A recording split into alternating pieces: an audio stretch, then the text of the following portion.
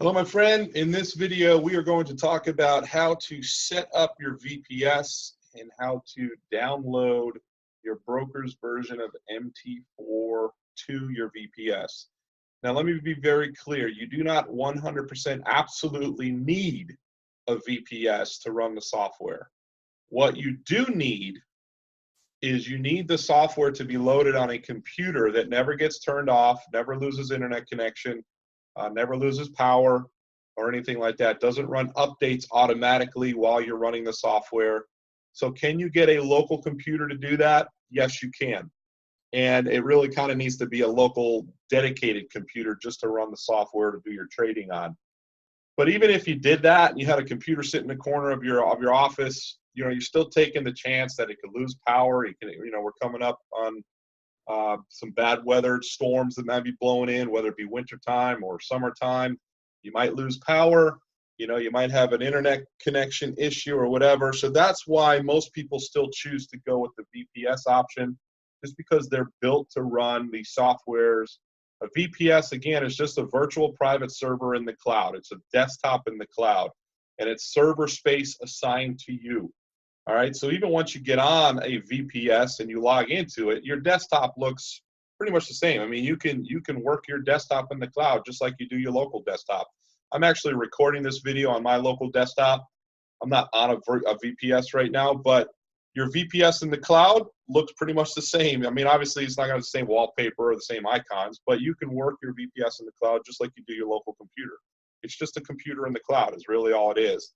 But you want to use a VPS, or we suggest you use a VPS just because it allows you to run your software at all times without worrying about having internet connection issues or power issues or whatever, okay? So how do you choose a VPS? Well, there's a lot of different VPSs out there. You definitely want to choose one that's specific to Forex. So that's why, I mean, you can go and you can Google Forex VPSs. There's a bunch of them out there. Some of the ones that we like, this is the one that I use and really like, is forexvps.net. Just their basic plan is about $30 a month, and that's really all you need. All you need is their basic plan. There's some other ones out there that are a little less expensive. Interserver.net is another one that I know some people use for some certain things. And from what I've heard, they seem to be okay.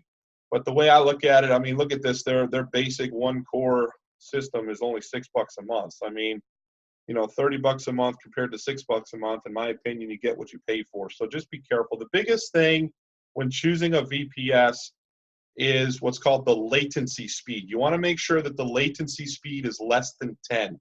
You really want it to be down as close to 1 as you can get it.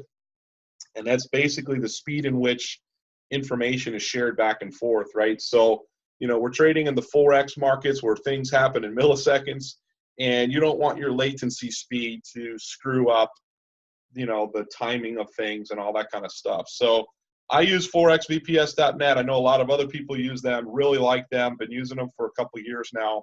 But you can use whatever you want. Just make sure you find one with low latency speed, all right? So let's just assume you're going to use forexvps.net. All you got to do is buy the basic package, $29 a month, click on basic package, sign up for an account, pay them for your first month, and then they'll automatically bill you $30 a month every month thereafter as long as you use them. And then what they will do is they will send you an email with basically your login credentials for your VPS. Now, sometimes it takes them a little while to create server space for you. So if you don't get that email back from them immediately, that's okay. It might take an hour. It might take 2 hours. Sometimes it could take a day or more, depending on how busy they are and how much server space they have, if they have to create new server space for you, and so on and so forth. So don't freak out if you don't get an email back right away. The other thing is, more often than not, when you go to sign up and you're choosing your VPS, they will ask you where you want your server to be located. What country do you want your server to be located in?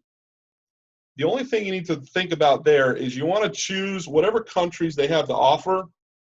You want to choose the country that's closest to the country in which your broker is located. So if you haven't chosen a broker yet, you can choose a broker. Again, you can just go to Forex Brokers on Google, and you can find a Forex broker. The thing with brokers is you can't really use a US-based broker for the style of trading that we do, mainly because of their low leverage. They have very, very low leverage. They do not allow hedging, and they follow FIFO rules, which means first in, first out, which basically means you need to close the trades in the same order in which you open the trades. And the way that we trade, some of the strategies and some of the ways that we trade, it just doesn't fit real well with U.S. brokers. So my recommendation is use an international broker. And the thing with a broker is you just want to make sure that they're A-rated, or what's called A-book rated, straight through processor. That means that there can't be really any broker manipulation because it's straight through to the processor. So if you're not sure, what broker to use, some of the ones that we use and some of our customers use, LQDFX, or it's called LiquidFX. Another one is CoinX. Another one is Trader's Way. Another one is Hugo's Way. So there's a bunch of them out there. Those are just a few that we use and some of our existing customers use. So choose your broker, set up an account with them. We recommend starting with a demo account, especially if you haven't traded before, especially if you're using the software. Even if you have traded before, test the software with a demo account first. And then once you kind of get things dialed in, then you can go to a live account, okay? So you're going to set up your broker. You're going to pick the country where you want your server space as close to the country in which your broker is located, all right? And then they will send you your login credentials. And when they do, all you have to do is log into your VPS. Now, how do you do that? Well, if you are a Mac user, if your local computer is a Mac, then you can remotely log into it through I think it's Windows Remote Desktop app. So all you have to do is get the app for your Mac, and you'll be able to log in to your remote desktop that way. If you're a Windows-based person like I am, I have Windows 10, you can go down here to the search button, and you can just start to type in remote desktop, and more often than not, that remote desktop connection app will pop up right away. You click on that, and it will pull up this window, okay? And what you're going to put in here is the server space or the IP address that your VPS provider sends to you. They'll also send you a username or kind of like a password, all right? And then you're going to connect. You can also, one of the other things you can do is you can either put, like you see here, I put my VPS connection on my desktop as a shortcut. You can also put it in your start window here. You can pin it here if you want to. So I have it pinned there, and I have it as a shortcut on my desktop, my local desktop. So all I got to do is click on that, and it'll connect me to my VPS. So once you're on your VPS, then depending on what VPS you use, again, I use 4X VPS. And when you use 4X VPS, they automatically have Chrome, the Chrome web browser downloaded. So all you have to do from your 4X VPS desktop is go to a web browser, whatever one your VPS provides. Ours provide, or VPS 4xvps.net provides Chrome.